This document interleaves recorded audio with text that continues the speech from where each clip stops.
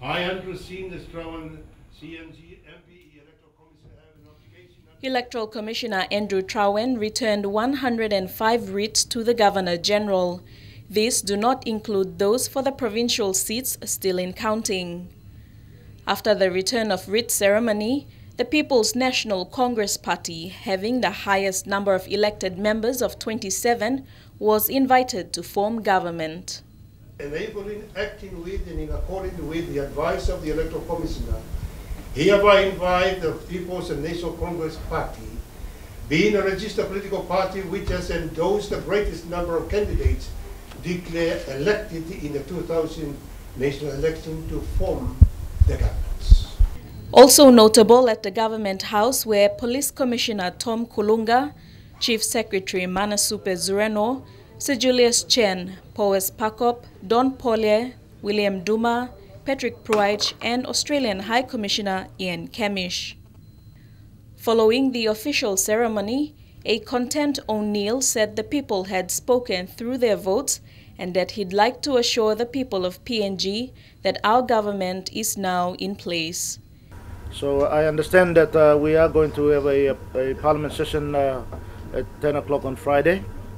I appeal to all the leaders of our country, and especially those elected leaders, that we respect the laws of our country. We respect the mandate that our people have given to us, and let us go and do the right thing and form a government that they want. He said PNC went to the elections with clear policies and that the party is now ready to implement them. We went out to the elections with a very clear and precise commitment to implementing many of the policies that we have stated in the elections. Those policies and that of the other parties have been now been put into a working document that we will all work together as one team in ensuring that we work on a fixed set of policies that our country expects us to deliver.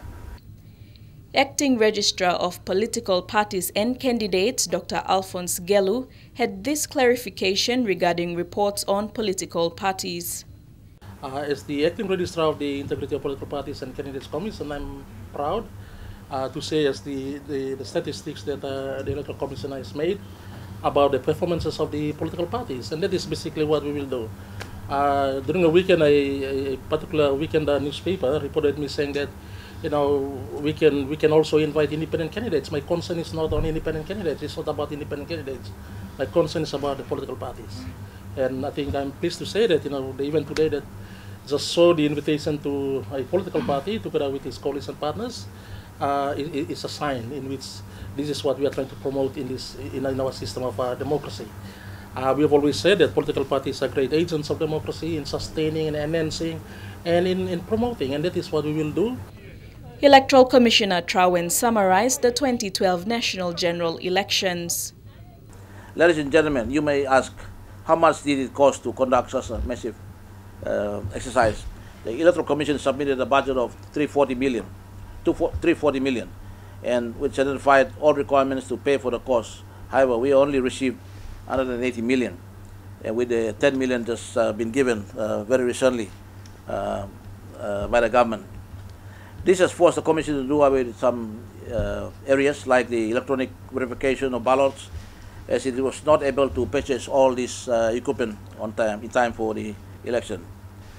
Despite opposing views, doubts and criticisms coupled with the political impasse, the Electoral Commission remained confident of successfully delivering the 2012 national elections, regarded as the most crucial elections in the short history of our country.